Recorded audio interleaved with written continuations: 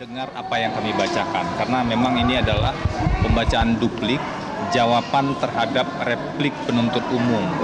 Tadi kami sampaikan duplik dengan tebal sekitar 70 halaman, substansinya 70 halaman. Di bagian duplik ini kami menegaskan banyak hal. Teman-teman mungkin semuanya bisa menyimak tadi, kami menguraikan secara lebih rinci khusus pada bagian-bagian adanya 11 asumsi. Jadi kami ingin tunjukkan dan buktikan bahwa ada 11 asumsi pokok yang digunakan oleh penuntut umum mulai dari tuntutan sampai dengan replik. Kenapa ini penting?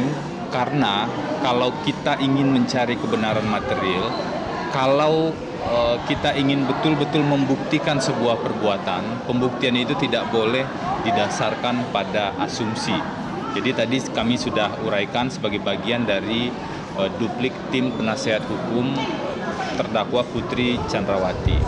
Kemudian kita juga melihat dan menyimak bersama tadi, kami sampaikan poin-poin pokok, ada 20 poin pokok yang merupakan rangkuman sekaligus penegasan dari nota pembelaan yang kami sampaikan sebelumnya. 20 poin pokok yang kalau disimak secara detail itu menunjukkan bahwa seharusnya Putri Chandrawati dibebaskan dari seluruh dakwaan.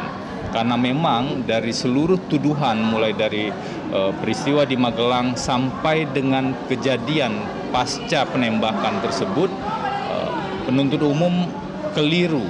Tapi kami tidak hanya asal klaim, kami tidak melakukan klaim-klaim kosong, karena yang kami ungkapkan itu kami hubungkan dengan bukti-bukti yang muncul di proses persidangan. Jadi tidak sekedar mengatakan ini terbukti, ini tidak terbukti, tapi kami ajukan juga bukti-bukti secara rinci.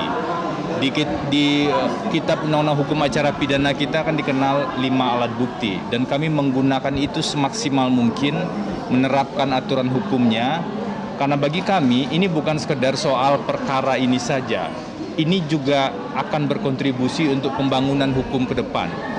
Kalau argumentasi hukum hanya didasarkan pada kepentingan sesaat, maka itu sebenarnya adalah sebuah tindakan yang menciderai hukum itu sendiri. Kami tidak mau itu dilakukan karena kami adalah advokat yang profesional, mendampingi hak-hak terdakwa dan berkontribusi untuk mewujudkan kebenaran material dari sisi meja penasihat hukum. Jadi ada 11 asumsi yang tadi sudah kami uraikan, asumsi penuntut umum dalam membuktikan dakwaan dan tuntutannya, dan kemudian 20 poin krusial, poin utama yang menunjukkan bahwa seharusnya Putri Chandrawati itu dibebaskan dari seluruh dakwaan, apakah pasal 340 ataupun pasal 338. Kami juga ingin tambahkan sedikit, banyak pihak dari berbagai diskusi yang kami simak juga di luar persidangan, banyak pihak berpikir tentang penggunaan pasal yang sebenarnya tidak tepat. Beberapa pihak mengatakan misalnya seharusnya digunakan pasal yang 55 ayat 1 kedua, menggerakkan atau membujuk, padahal pasal itu sebenarnya tidak digunakan oleh penuntut umum sejak awal. Sehingga fokus utama dalam pembuktian ini adalah apakah penuntut umum berhasil atau tidak berhasil membuktikan terdakwa bersama-sama melakukan perencanaan dan pembunuhan. Untuk membuktikan dalil bersama-sama tersebut harus dibuktikan adanya kesamaan kehendak, kesepakatan, meeting of mind, dan itu adalah bagian paling utama yang gagal dibuktikan oleh penuntut umum.